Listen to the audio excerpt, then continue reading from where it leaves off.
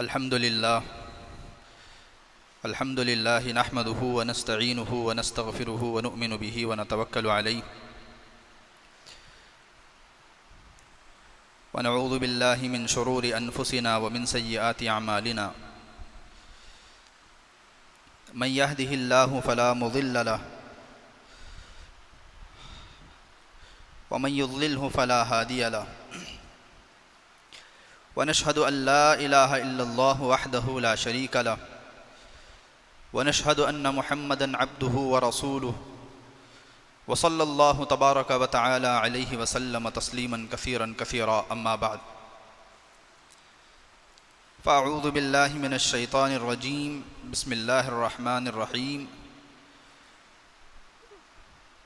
هل أتاك حديث ضيف إبراهيم المكرمين إذ دخلوا عليه فقالوا سلاما قال سلام قوم منكرون فراغ إلى أهله فجاء بعجل سمين فقربه إليهم فقال ألا تأكلون فأوجس منهم خيفة قالوا لا تخف وبشروه بغلام حليم صدق الله العظيم. وقال النبي صلى الله عليه وسلم من كان يؤمن بالله واليوم الآخر فليكرم ضيفه وجائزته يوم وليلة والضيافة 3 أيام فما بعد ذلك فهو صدقة ولا يحل له أن يثوي عنده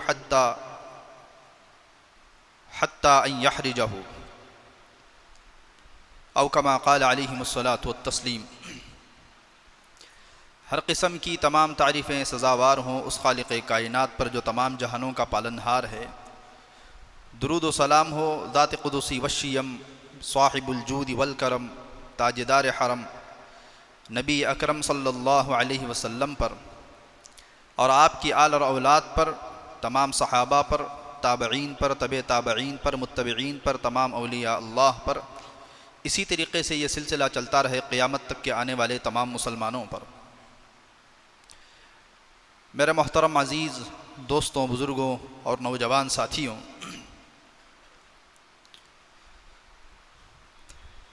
مکارم اخلاق اسلام کا ایک بہت بڑا موضوع ہے. اچھے اخلاق، عمدہ اخلاق. زیادہ کم ہو گیا ہے، بہت ہی کم ہو گیا ہے. مکارم اخلاق جو ہے اسلام کا بہت ہی وسیع اور پھیلا ہوا موضوع ہے. انہی میں سے ایک جو ہے مہمان نوازی ہے، مہمان کو کھانا کھلانا ہے. یہ اتنا اہم عنوان ہے کہ آج کل لوگوں میں ایک بڑی عجیب عادت سی بن گئی ہے کہ وہ مہمان کو دیکھتے ہی جو ہے پیشانی پر بل لاتے. مہمان نوازی کرنا، آئے ہوئے مہمان کو کھانا کھلانا، ان کا اعزاز کرنا، ان کا اکرام کرنا اور دل سے پوری خوشی کا اظہار کرنا، یہ جو ہے مزاج ہی لوگوں کے اندر سے ختم ہو گیا ہے. اور آج کل جو ہے اس عنوان پر بولا بھی نہیں جاتا ہے. مہمان نوازی جو ہے اتنی بڑی چیز ہے. نبی کریم علیہ الصلاۃ والسلام نے فرمایا من کان یؤمن باللہ والیوم الآخر فلیکرم ضیفہ. جو اللہ پر ایمان رکھتا ہے اور آخرت کے دن پر ایمان رکھتا ہے اس کو چاہیے کہ وہ مہمان کا اکرام کرے، مہمان کی عزت کرے. ومن کان یؤمن باللہ والیوم الآخر فلا یؤذی جارہ. پھر حدیث میں دوسرا جملہ ارشاد فرمایا جو اللہ پر اور آخرت کے دن پر ایمان رکھتا ہے اس کو چاہیے کہ وہ مومن کو، وہ پڑوسی کو جو ہے تکلیف نہ دے، پڑوسی کو تکلیف نہ پہنچائے. ومن کان یؤمن باللہ والیوم الآخر فلیقل خیرا او لیصمت. تیسری بات حدیث میں یہ ارشاد فرمائی کہ جو اللہ پر ایمان رکھتا ہو اور آخرت پر ایمان رکھتا ہے بولے تو خیر کی بات بولے، نہیں تو خاموش رہے، زبان خاموش رکھے. اچھی بات کرے، اگر اچھی بات کرنی نہیں ہے تو پھر خاموش رہے، کوئی غلط بات زبان سے نہ نکلے. تو بہرحال قرآن مجید کی جو آیت میں نے آپ حضرات کے سامنے خطبے میں ارشاد فرمائی وہ ابراہیم علیہ السلام سے متعلق ہے۔ حدیث میں رسول اللہ صلی اللہ علیہ وسلم نے ارشاد فرمایا کہ دنیا میں سب سے پہلے جس نے مہمان نوازی کو عام کیا، مہمان نوازی کیسے کی جاتی ہے، مہمان نوازی کیا چیز ہوتی ہے، اس کو جو سکھایا ہے وہ حضرت ابراہیم علیہ السلام۔ اس دنیا میں سب سے پہلے کون سے نبی ہیں؟ حضرت آدم علیہ السلام ہیں۔ حضرت آدم علیہ السلام کے بعد حضرت نوح علیہ السلام اولو العزم پیغمبر ہیں۔ اس کے درمیان بھی حضرت شیس آئے ہیں اور حضرت ادریس آئے ہیں علیہم السلام۔ حضرت نوح اور حضرت آدم کے درمیان 10 سروں کا فاصلہ ہے، 10 خاندان کا۔ حضرت نوح علیہ السلام کے بعد اگر کوئی اولو العزم پیغمبر دنیا میں آیا ہے تو وہ ابراہیم علیہ السلام ہے۔ گویا کہ جب یہ دنیا بنی ہے تو دنیا کے اولین دور میں ابراہیم علیہ السلام جو ہے نبی بن کر کے تشریف لائے ہیں۔ اس کے بعد اللہ تعالیٰ نے حضرت ابراہیم علیہ السلام کی ذریت میں، آپ کی اولاد میں، آپ کی نسلوں میں 1,00,000 نبیوں کو دنیا میں مبعوث فرمایا۔ اتنا بڑا مقام اللہ نے آپ کو دیا۔ ابھی مہینہ بھی ذی قعدہ اور ذی الحج کا چل رہا ہے، تو مستقل انشاءاللہ ابراہیم علیہ السلام کی سیرت آئندہ آپ حضرات کے سامنے آئے گی، اس میں ساری چیزیں بیان ہوں گی۔ ابراہیم علیہ السلام کی عادت تھی کہ وہ کبھی بھی بغیر مہمان کے کھانا نہیں کھاتے تھے، کبھی بھی۔ ہمارے یہاں تو کبھی کبھار مہمان آتے ہیں، اب دوسرے مہمان تو ہمارے یہاں بہت دور کی بات ہو گئی، سگی بہن آ گئی، سگا بھائی آ گیا، چچا آ گئے، ماموں آ گئے، تو دل میں کوفت ہوتی ہے، دل میں بے قراری سی بڑھ جاتی ہے۔ ایسے نہیں ہونا چاہیے۔ ابھی میں آگے تفصیلات بیان کروں گا۔ قرآن نے ارشاد فرمایا هل اتاک حدیث ضیف ابراہیم المکرمین اذ دخلوا علیہ فقالوا سلاما، 26ویں پارے کی آخری آیتیں ہیں کہ ابراہیم علیہ السلام کی عمر جب بڑھاپے کو پہنچ گئی، آپ کو اولاد نہیں تھی، دعائیں کرتے تھے کہ اے اللہ کوئی وارث پیدا کر دے۔ اور یہاں وارث سے علمی وارث مراد ہے، نبوت کا وارث مراد ہے، پیسوں کا وارث مراد نہیں ہے۔ جیسا کہ مالدار لوگ جو ہے بعض مرتبہ اولاد نہیں ہوتی ہے تو اولاد کی تمنا صرف اس وجہ سے بھی کرتے ہیں کہ اتنی بڑی جائیداد کس کو دے کر کے جائیں گے، یا زیادہ سے زیادہ آخری عمر میں کسی کو گود لیتے ہیں تاکہ وہ اپنی جائیداد کا وارث بنے۔ لیکن یہاں ابراہیم علیہ السلام نے جو دعا کی وہ علمی وراثت کی، نبوت کی وراثت کی۔ اسی وجہ سے علماء نے یہ بات لکھی ہے، اس کی تفسیر میں ہم نے اپنے اساتذہ سے سنا کہ ایک عالم کو چاہیے کہ وہ اپنی اولاد کو عالم بنائے، یہ علمی وراثت ہے۔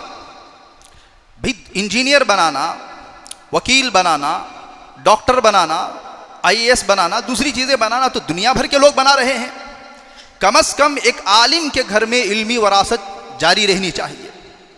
لیکن افسوس صد افسوس کہ آج کل جو ہے دیکھا یہ گیا ہے کہ بڑے بڑے علماء اپنی اولاد کو اس فیلڈ میں نہیں لگائے، حالانکہ وہ اگر اپنے بچوں کو اس لائن میں لگاتے تو بہت زیادہ علم دے سکتے تھے۔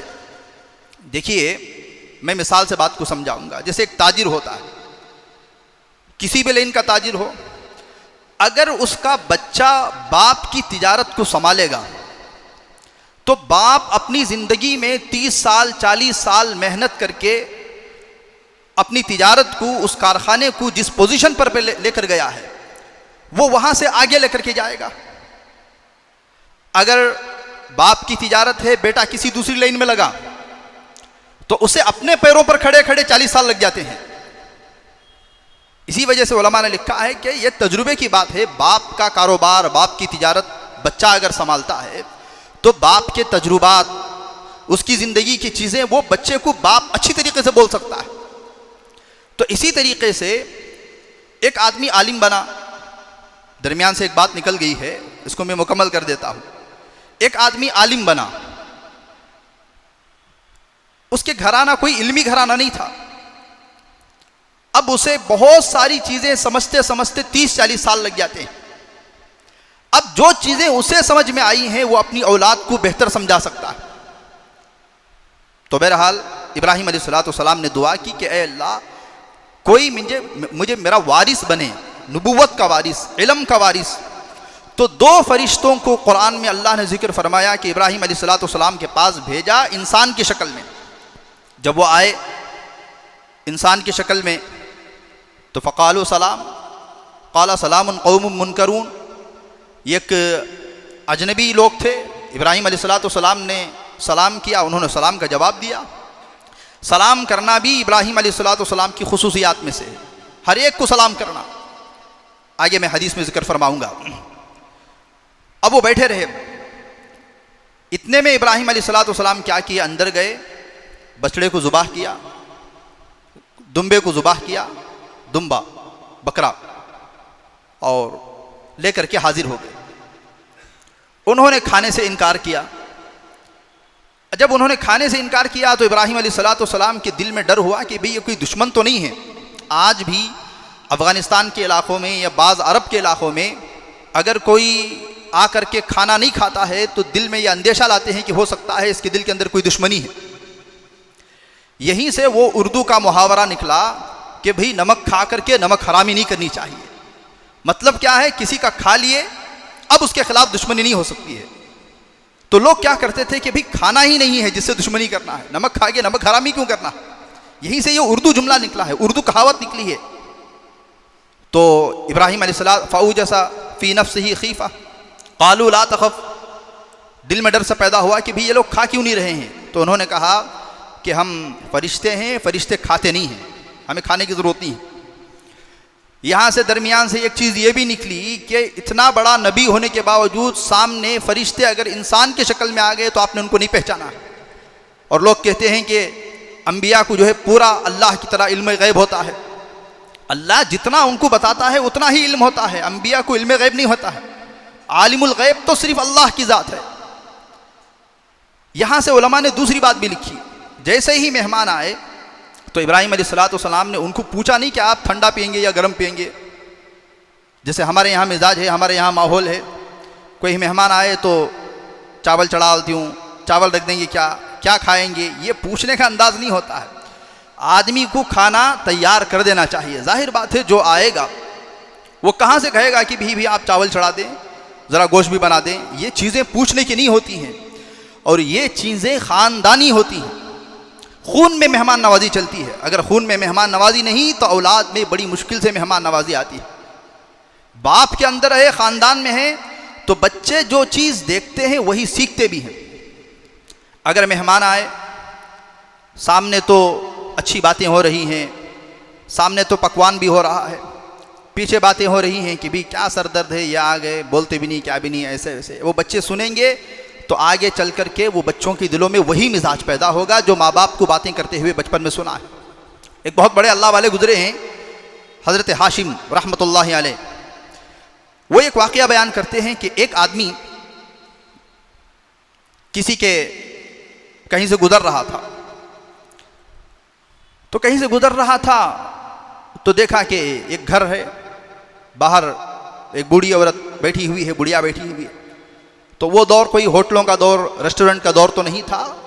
عام طور پر لوگ جو ہے گھروں میں باہر مہمان خانہ بنا کے رکھتے تھے، یا کم از کم کھانے کی جگہ باہر بنا کے رکھتے تھے. کوئی بھی آتا تھا تو اسے کھلا دیتے تھے. تو یہ شخص کہنے لگا کہ بڑا بھوکا ہوں، آپ کچھ کھلا دیجیے. وہ گئی، کھانا تیار کی اور اس کے سامنے حاضر کیا.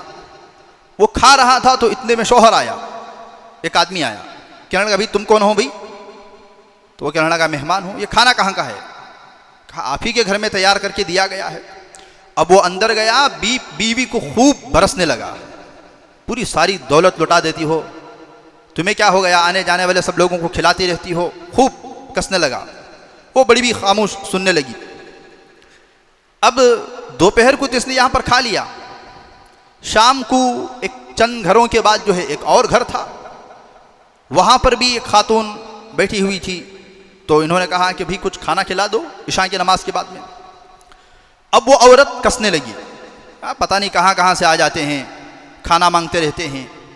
اتنے میں اس کا شوہر آیا. اس نے کہا محترمہ آپ ہمیشہ مہمانوں کے سامنے ہمیں ذلیل کرتی ہیں، کھانا کھلا دیجئے، کھانا کھلانے سے تمہارے ہاتھ کو سے ٹوٹ جائیں گے۔ تو جب شوہر بیوی کو ڈانٹ رہا تھا اور کھانا پکانے کے لیے کہا تو یہ مسکرانے لگی۔ تو اب انہوں نے کہا کہ بھی کیوں ہنس رہے ہو؟ کہا عجیب، ایک ہی دن میں 2 عجیب واقعے دیکھا میں نے۔ صبح میں دیکھا کہ چند گھر پہلے ایک خاتون نے کھانا بنا کر کے تیار کر دیا تو اس کا شوہر الڈانا اس کا شوہر جو ہے ڈانٹنا شروع کر دیا تھا۔ اب جو ہے یہاں بیوی ڈانٹ رہی ہے، شوہر سمجھا رہا ہے، تو وہ کہنے لگے جس کے گھر تم دوپہر میں کھانا کھا کر کے آئے وہ میری بہن ہے، اور جو لڑ رہا تھا وہ اس کی بہن ہے۔ علماء نے لکھا ہے باقاعدہ یہ چیزیں خاندانی ہوتی ہیں۔ مہمان کو کھانا کھلانے سے رزق کم نہیں ہوتا ہے۔ ایک مرتبہ میاں بیوی لڑ رہے تھے، اتنے میں ایک مہمان آ گیا گھر میں۔ جب مہمان آیا تو انہوں نے زبردستی لڑائی بند کی۔ کبھی کبھی ہوتا ہے نا میاں بیوی میں نوک جھونک ہو رہی ہے، اچانک مہمان آ گئے، بہن آ گئی، کوئی آ گئی، تو ایسے ہو جاتے ہیں جیسے کوئی لڑائی نہیں ہوئی، جھگڑا ہی نہیں ہوا، ذرا نیوٹرل ہو جاتے ہیں سامنے والے لوگوں کے سامنے۔ اب وہ باتیں جب لمبی ہو گئی تو دوپہر کا کھانے کا وقت ہو گیا۔ اب یہ کمرے میں آیا اور آ کر کے کہنے لگا کہ محترمہ مہمان آیا ہوا ہے، کچھ کھانا کھلا دیں۔ وہ ناراض تھی۔ تو بیوی نے کہا کہ آج مہمان کو نہیں، آج تمہیں بھی کھانا نہیں ہے، چلے جاؤ یہاں سے، دفع ہو جاؤ۔ اب یہ شرمندہ ہو گیا، مہمان کو کیا بتائے گا کہ بیوی سے لڑائی جھگڑا ہوا ہے۔ اور تھوڑی دیر باتیں کرتا رہا تو اسے خیال آیا کہ پڑوس والوں سے اچھے تعلقات ہیں تو میں پڑوس میں بول دیتا ہوں۔ یہ گیا اور پڑوس کے گھر سے کہنے لگا کہ گھر میں بیوی کی طبیعت خراب ہے۔ یہ تو نہیں بول سکتے تھے کہ لڑائی جھگڑا ہوا ہے، مہمان گھر میں آیا ہوا ہے، آپ کچھ پکا دیں گے ہمارے مہمان کو تو بڑی نوازش ہوگی۔ انہوں نے کہا کیوں نہیں، آپ کا مہمان ہمارا مہمان ہے، ہم کھانا تیار کر دیتے۔ یہ بات چیت ہوئی، یہ گھر آیا تو دیکھا کہ بیوی باورچی خانے سے یعنی کچن سے مطبخ سے رو رہی ہے۔ اب یہ جا کر کے کہنے لگا بھائی تمہیں رونے کی ضرورت نہیں ہے، کھانے کا انتظام تو ہو گیا ہے۔ اور دل ہی دل میں یہ سوچنے لگا کہ بھی ابھی تک یہ شیرنی رونے کیسے لگ گئی ہے۔ کتابوں میں واقعہ ایسے ہی لکھا ہوا ہے بزرگوں نے۔ وہ کہنے لگی اصل میں جب آپ سے بات ہوئی تو میں پانی پینے کے لیے کچن میں آئی تو میں نے دیکھا کہ انتہائی خوبصورت ایک انسان جس کے چہرے پر سفید داڑھی ہے، خوشبو مہک رہی ہے، وہ ہمارے آٹے میں سے آٹا نکال رہا ہے۔ میں نے کہا کہ بھی تم کون ہو؟ تو انہوں نے کہا کہ مجھے اللہ نے بھیجا ہے، مہمان کا رزق اب جو تمہارے آٹے میں اللہ نے رکھا ہوا تھا وہ دوسرے گھر کو مجھے لے کر کے جانا ہے۔ جب میں نے یہ واقعہ دیکھا اپنی آنکھوں سے، اور وہ بس آنکھوں سے اوجھل ہو گیا، تو میں زار و قطار رو رہی ہوں، مہمان کو کھانا جو ہے ہم یہیں پر کھلائیں گے۔ 2 آیتیں ہیں قرآن میں، وَيُطْعِمُونَ الطَّعَامَ عَلَى حُبِّهِ مِسْكِينًا وَيَتِيمًا وَأَسِيرًا، سورہ دہر کی آیتیں ہیں۔ حضرت حسن اور حضرت حسین رضی اللہ عنہما بیمار ہو گئے، طبیعت خراب ہو گئی۔ جب چند دن طبیعت خراب رہی تو رسول اللہ صلی اللہ علیہ وسلم نے حضرت علی اور حضرت فاطمہ رضی اللہ عنہما سے فرمایا کہ بھئی تم کوئی نظر مانو، تم کوئی منت مانو۔ تو دونوں نے نظر مانی کہ بچوں کی اگر طبیعت خراب ہو جائے گی تو ہم 3 روزے رکھیں گے۔ اب روزہ رکھا انہوں نے۔ افطار کے لیے بچوں کی جب طبیعت اچھی ہو گئی، جب یہ روزے سے تھے تو افطار کے لیے گھر میں پکانے کے لیے کچھ بھی نہیں ہے۔ تو حضرت علی رضی اللہ عنہ گئے، اور ایک یہودی تھا، غالباً شمعون اس کا نام تھا یہودی کا، اس سے جو ہے کچھ جو ادھار میں لے کر کے گھر آئے، روٹی بنائی۔ افطار کا وقت تھا، کھانے کے لیے بیٹھے ہیں، اچانک دروازے سے آواز آئی کہ بھئی مسکین ہوں، کھانے کے لیے کچھ دے دے۔ 2 روٹی کا آٹا انہوں نے ادھار لے کر کے آیا تھا، وہ روٹی مسکین کو دے دیے، فاقے سے رہ گئے۔ اگلے دن کا بھی روزہ، 3 روزے رکھنے تھے۔ اگلے دن پھر اسی شمعون سے ایک تھوڑے سے پیالے میں جو لائے، اس کو پیسا اور روٹی بنا کر کے کھانے کے لیے بیٹھے ہیں۔ وَيُطْعِمُونَ الطَّعَامَ عَلَى حُبِّهِ مِسْكِينًا وَيَتِيمًا، دوسرے دن آواز آئی کہ بھئی یتیم ہوں، کچھ کھانے کے لیے دے دینا۔ تو دونوں نے میاں بیوی نے حضرت فاطمہ رضی اللہ عنہا اور حضرت علی نے وہ روٹی جو ہے یتیم کو دے دی۔ تیسرے دن پھر روزہ، اب تو حالت خراب ہوتی جا رہی ہے۔ تیسرے دن پھر شمعون کے پاس گئے اور جو ہے ادھار لے کر کے قرض لے کر کے آئے، روٹی پکا کر کے کھانے کے لیے بیٹھے ہیں۔ ایک اور آ گیا، انہوں نے کہا کہ میں قیدی ہوں، وَيُطْعِمُونَ الطَّعَامَ عَلَىٰ حُبِّهِ مِسْكِينًا وَيَتِيمًا وَأَسِيرًا، کھانے کے لیے کچھ دے دو۔ انہوں نے وہ روٹی تیسرے دن بھی دے دی۔ جب عشاء کا وقت قریب تھا یا عشاء کی نماز ہو گئی تھی، رسول اللہ صلی اللہ علیہ وسلم آئے اور حضرت علی رضی اللہ عنہ کو سینے سے لگایا اور کہا علی مجھے تمہیں کچھ سنانا ہے۔ تو پھر اللہ کے رسول علیہ الصلوۃ والسلام نے وہ آیت پڑھی قرآن میں جسے اللہ نے ذکر فرمایا، اتنا اللہ کو یہ ادا اتنی پسند آئی کہ قیامت کی صبح تک جتنے لوگ بھی قرآن پڑھیں گے وہ یہ آیت ضرور پڑھیں گے۔ فرمایا وَيُطْعِمُونَ الطَّعَامَ عَلَىٰ حُبِّهِ مِسْكِينًا وَيَتِيمًا وَأَسِيرًا، تو حضرت علی رضی اللہ عنہ کی آنکھ میں آنسو آ گئے۔ تو حضرت علی نے فرمایا یا رسول اللہ، ہمارا یہ چھوٹا سا عمل جس کو دنیا نہیں جانتی تھی، اللہ تعالیٰ نے جو ہے قیامت تک اس کو قرآن میں ذکر فرما دیا۔ ایک اور آیت ہے قرآن میں صحابہ کی صفات میں سے ہے وَيُؤْثِرُونَ عَلَىٰ أَنفُسِهِمْ وَلَوْ كَانَ بِهِمْ خَصَاصَةٌ، اگر خود بھی تنگ دستی میں ہیں، خود بھی فاقے میں ہیں، خود بھی پریشانی میں ہیں تو دوسروں کی مدد کرتے ہیں۔ یہ صحابہ کی خصوصیت تھی۔ ایک مرتبہ رسول اللہ صلی اللہ علیہ وسلم مسجد نبوی میں آواز لگائے کہ بھی میرا مہمان آیا ہے، کون کھانا کھلائے گا؟ حضرت ابو طلحہ رضی اللہ عنہ کھڑے ہو گئے، کہا یا رسول اللہ میں آپ کے مہمان کی مہمان نوازی کرتا ہوں۔ یہ ہوتا ہے، کبھی کبھی مہمان آتے تھے تو ہمارے اساتذہ بڑی جماعت میں جب ہم تھے تو کہتے تھے کہ بھی ہمارا مہمان آیا ہے، کوئی اپنے ذمے میں لے گا، ہم اپنے ذمے میں لے لیتے تھے۔ طلبہ میں سے کبھی کوئی طالب علم لے لیا، کبھی کوئی طالب علم لے لیا۔ یہ سب بزرگوں کی صحبت میں رہنے سے سیکھنے کو ملتا ہے۔ مہمان نوازی کے آداب کیا ہوتے ہیں، مہمان کو کھلانے کا طریقہ کیا ہوتا ہے، جو میزبان ہے اس کو مہمان کو کیسا اکرام کرنا چاہیے، پھر خود مہمان کو کن چیزوں کا خیال رکھنا پڑتا ہے، یہ ساری چیزیں مستقل جو ہے تربیت سے متعلق ہے اور سیکھنے سے آتی ہیں۔ تو حضرت ابو طلحہ رضی اللہ عنہ لے کر گئے مہمان کو، بیوی سے پوچھا کہ بھی کیا ہے؟ کہا 2 روٹیاں ہیں، بچوں کے لیے رکھی ہے۔ صحابہ دیکھیے انتہائی غربت میں انہوں نے زندگی گزاری ہے، خصوصاً شروع کا دور میں۔ اسی وجہ سے تاریخی کتابوں میں لکھا ہے کہ حضرات صحابہ شروع کے دور میں بیٹھتے تھے تو پیٹ پھیر کر کے بیٹھتے تھے، چہرہ کر کے نہیں بیٹھتے تھے، سطر کے کھلنے کا اندیشہ رہتا تھا۔ اتنے کپڑے نہیں ہوتے تھے کہ جو ہے تہبند چھوٹا ہوتا تھا، نیچے جو کپڑا باندھا جاتا ہے۔ اس وجہ سے اکثر صحابہ پیٹ سے پیٹ لگا کر کے شروع کے دور میں بات کرتے تھے۔ 2-4 لوگ بیٹھے ہوئے تو ہر ایک پیٹ پھیر کر کے باتیں کرتے تھے، سامنے نہیں بیٹھتے تھے، اتنی زیادہ غربت تھی۔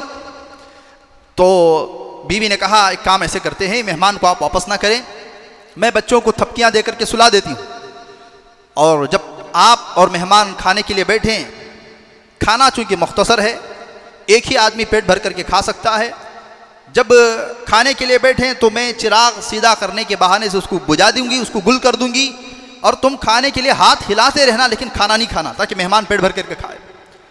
چنانچہ ایسے ہی ہوا، رات کو انہوں نے یہ عمل کیا۔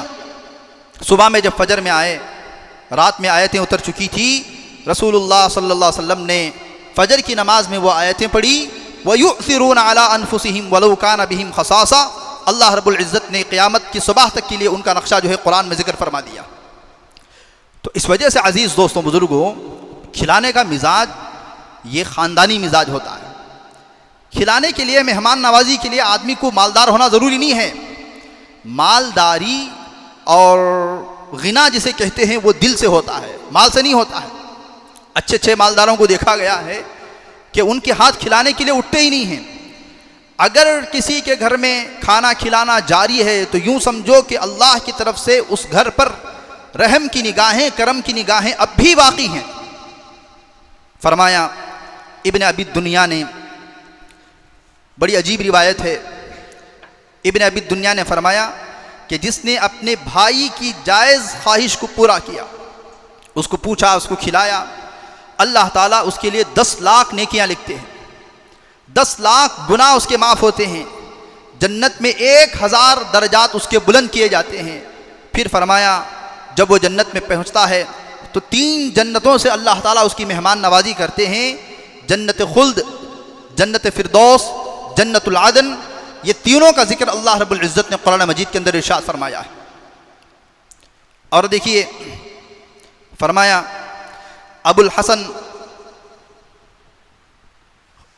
خراقانی یہ فرماتے ہیں مہمان جب آ کر کے ہم مہمان کو کھانا کھلاتے ہیں، ہم جتنا بھی مہمان کو کھانا کھلا دیں ہم اس پر احسان نہیں کر سکتے۔ حضرت کہتے ہیں کہ سارے جہان کی نعمتوں کا لقمہ بنا کر، حضرت کہتے ہیں ابو الحسن خراقانی کہ سارے جہاں کی، ساری دنیا کی نعمتوں کا لقمہ بنا کر مہمان کے منہ میں ڈال دو تو مہمان کا حق ادا نہیں ہو سکتا ہے۔ اتنا بڑا مہمان کا جو ہے شریعت نے خیال رکھا ہے۔ پھر ایک اور واقعات آپ حضرات سنتے ہی ہیں، حاتم طائی کے واقعات تو آپ نے سنے ہی ہوں گے۔ بہت بڑا دنیا میں سخی گزرا ہے حاتم طائی، بہت بڑے سخی گزرے ہیں، قوم کے سردار مانے جاتے تھے۔ تو 100 مرتبہ بھی اگر کوئی بھیس بدل کر کے ان کے در پر آتا تو یہ دیتے تھے، باوجود یہ کہ پہچانتے تھے۔ تو کسی نے حاتم طائی سے پوچھا کیا تم نے اپنی زندگی میں اپنے سے بھی کسی کھلانے والے کو، پلانے والے کو، لٹانے والے کو دیکھا ہے؟ تو حاتم طائی نے فرمایا ہاں، ایک مرتبہ میں ایک عرب بدو کہتے ہیں کھیڑے والا، قریے والا، غریب دیہاتی، بکریاں چلانے والا، اس کے پاس مہمان بنا۔ تو رات میں اس نے ایک بکری کو ذبح کیا۔ عرب لوگ جو ہے بکرے کا سر بڑے مزے سے کھاتے ہیں، بڑے شوق سے وہ کھاتے ہیں۔ آج بھی ان کے یہاں جو ہے سر کے ساتھ پورا بکرا بنتا ہے، اور اس جو بڑا ہوتا ہے، جو سردار ہوتا ہے، اس کے اعزاز میں، اس کے اکرام میں وہ سر کو پیش کرتے ہیں۔ اب بھیجا تو بڑے مزے سے کھاتے ہیں، کتابوں میں لکھا ہوا ہے۔ تو حاتم طائی نے کھاتے کھاتے کہا کہ بھی تم نے مغز بھیجا بڑا اچھا بنایا ہے۔ حاتم طائی کے ساتھ اور بھی کچھ لوگ تھے، بس وہ اتنا سننا تھا کہ پیچھے پیچھے مغز آتے گئے، حتیٰ کہ 100 مغز اس نے پیش کر دیے۔ صبح جب ہوئی تو دیکھا کہ 100 بکرے ان کو کاٹ کر کے وہ سکھا رہا تھا۔ وہ لوگ کیا کرتے تھے، آئے ہوئے مہمان اگر 3 دن ٹہر رہا ہے، 7 دن ٹہر رہا ہے، 10 دن ٹہر رہا ہے، ہر دن تازہ کھلاتے تھے۔ جو کل جو گوشت کاٹا ہے اس کو سکھاتے تھے، اس کو ویسٹ نہیں کرتے تھے، اس کو بیکار نہیں کرتے تھے، وہ سکھا کر کے رکھ لیتے تھے۔ تو 100 بکرے سوکھ رہے ہیں، سوکھنے میں لگے ہوئے ہیں۔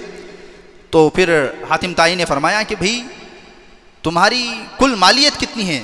تو اس نے کہا یہ 100 بکریاں میرے ذمے میں تھیں، میں نے اللہ کی خاطر، مہمان کی خوشی کی خاطر میں نے اس کو ذبح کر دیا۔ تو اب انہوں نے کیا کیا کہ 300 دینار بڑی قیمت ہوتی ہے، جس میں تقریباً 300 اونٹ آ سکتے تھے اس دور میں، ہدیے میں دیا حاتم طائی نے۔ انہوں نے کہا کہ ہم مہمانوں کو کھلا کر کے اس کا بدلہ نہیں لیتے ہیں۔ تو انہوں نے کہا یہ بدلہ نہیں ہے، یہ ہماری طرف سے ہدیہ ہے۔ اس نے سختی سے انکار کر دیا۔ تو حاتم طائی کہتے ہیں میں نے اپنے غلام سے کہا کہ ان کی دہلیز پر کیا جانا، وہ دہلیز پر رکھ کے چلے گئے۔ جب گاؤں سے تھوڑی دور گئے تو دیکھا کہ گھوڑے پر سوار جو ہے وہ بدو آ گیا، اور وہ غصے سے کہنے لگا ہم نے کہا نہیں کہ ہم مہمان نوازی کو بیچتے نہیں ہیں، فروخت نہیں کرتے ہیں۔ تو انہوں نے کہا بھئی ٹھیک ہے رکھ لو، یہ ہماری طرف سے ہدیہ ہے۔ اب اس نے نیزہ اٹھایا، کہا اس کو لیتے ہو یا تمہارے سینے کے آر پار کر دیا جائے۔ تو حاتم طائی کہتے ہیں مجھے ڈر تھا، وہ اتنے غصے میں تھا کہ اگر میں نہیں لیتا تو وہ جو ہے نیزہ سینے کے آر پار کر دیتا۔ میں نے وہ خاموشی کے ساتھ لے کر کے میں گھر واپس آ گیا۔ تو کھلانے کا مزاج جو ہے بہت زیادہ، اسی وجہ سے رسول اللہ صلی اللہ علیہ وسلم نے آگے چل کر کے بھی اس چیز کا خیال رکھا۔ دیکھیے جب صحابہ کرام نے ایک غزوے میں نکلے اور فتح کیا، کسرا سے پہلے کے جو علاقے تھے اس کو فتح کیا، جب فتح کیا تو یہ جو حاتم طائی کا جو قبیلہ تھا یہ پورا قبیلہ قیدی بن گیا۔ حاتم طائی کے بیٹے تھے عدی ابن حاتم طائی، وہ عدی جو ہے جب سب کو گرفتار کر رہے تھے تو وہ چھپ کر سے نکل گئے کہیں پر، لیکن حاتم طائی کی جو بیٹی تھی وہ بڑی جرأت مند تھی، اس نے آخری وقت تک بھی تلوار کو نہیں چھوڑا اور اپنے قبیلے کے آگے کھڑی رہی۔ خاتون ہے، لڑکی ہے، لیکن کھڑی رہی۔ بہرحال وہ بھی گرفتار ہوئی، اس کے بھی ہاتھ باندھ دیے گئے۔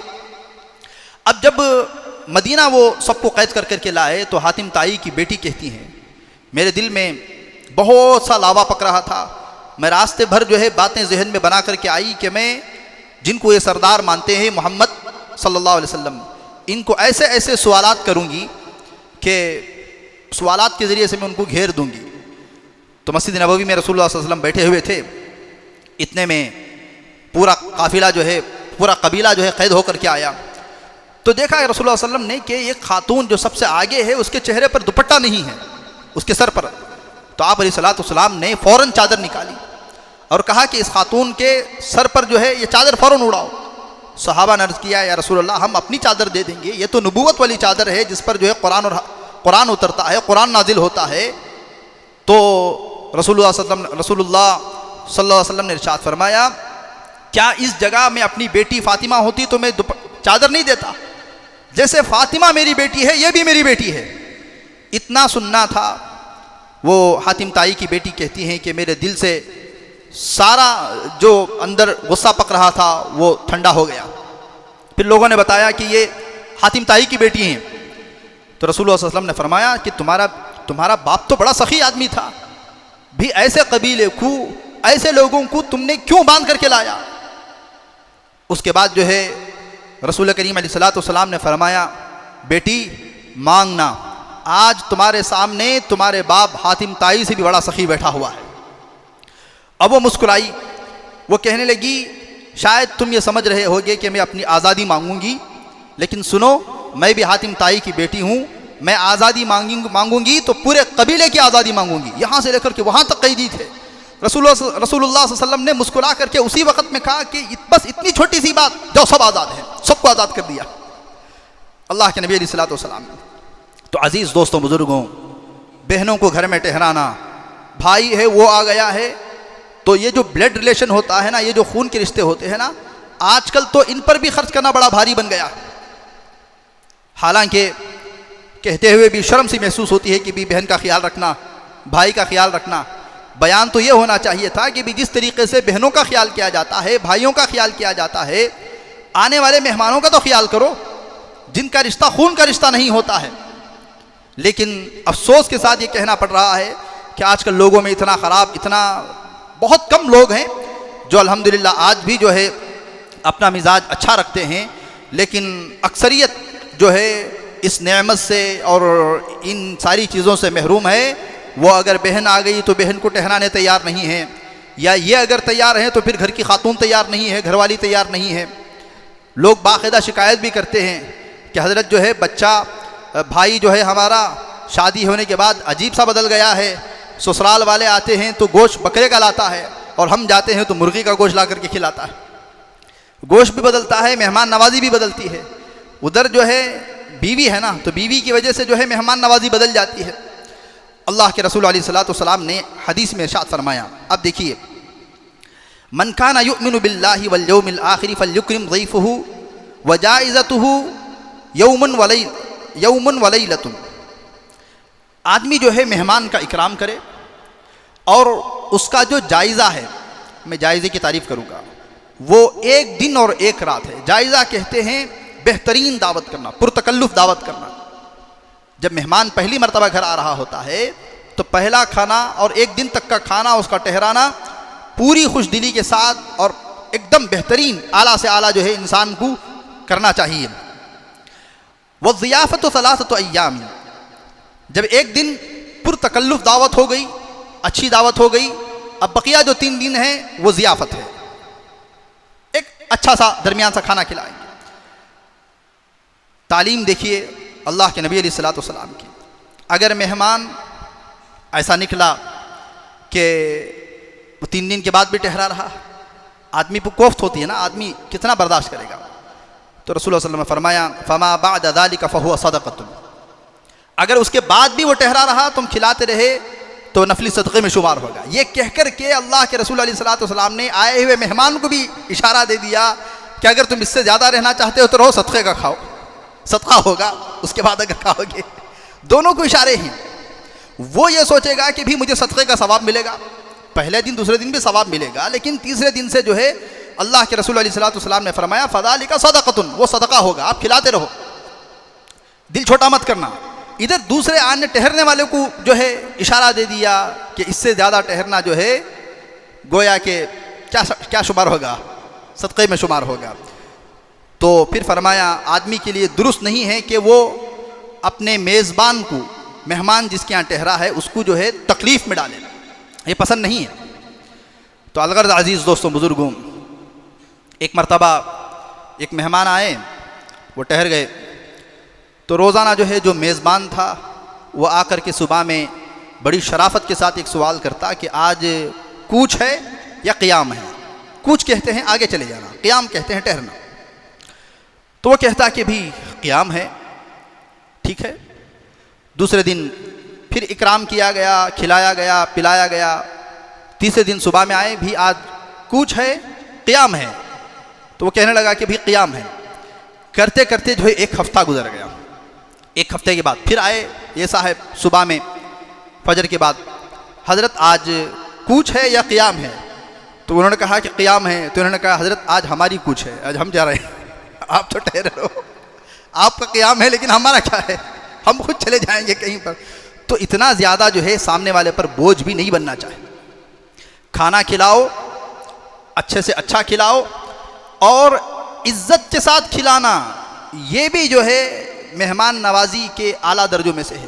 عربوں کے یہاں، میں اپنی بات کو سمیٹ رہا ہوں، بات بہت لمبی تھی، انشاءاللہ پھر کبھی بات کریں گے۔ عربوں کے یہاں آج بھی اگر کوئی دعوت کرتا ہے، جو گھر کا بڑا ہوتا ہے، جو گھر کا سردار ہوتا ہے، وہی سب کے ہاتھ دھلاتا ہے۔ ایسا نہیں ہے بھی کھانا کھلانا، سامنے والا اگر حیثیت والا آدمی ہے تو اسے کھانے کی ضرورت نہیں ہے۔ اگر ہم کھانا بھی کھلا رہے ہیں تو کھانے کے ساتھ عزت جھلک کے، عزت ٹپ کے، اس طریقے سے سامنے والے کو جو ہے کھانا کھلانا ہے، اس کا اکرام ہو، اچھی باتیں ہوں، بے تکلف باتیں ہوں، تاکہ وہ اچھی طریقے سے کھا سکے۔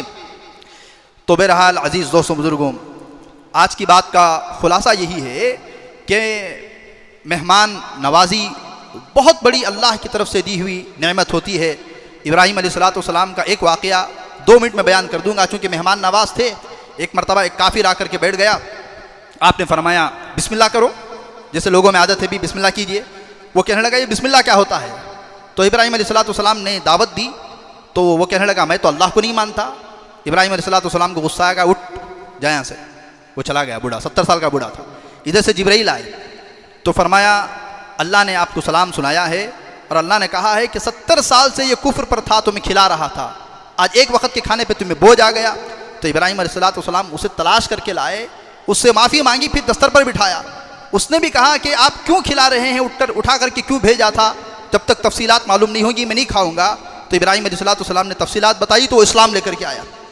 تو الغرض کوئی بھی ہو، مہمان نوازی جو ہے خصوصاً اپنوں کے ساتھ یہ کھانا کھلانے کا مزاج جو ہے رکھنا چاہیے۔ مہمان اپنی روزی ساتھ میں لے کر کے آتا ہے، پیشانی پر بل لانا یہ خاندانی ہونے کی علامت نہیں ہے، یہ جو ہے تربیت یافتہ ہونے کی علامت نہیں ہے۔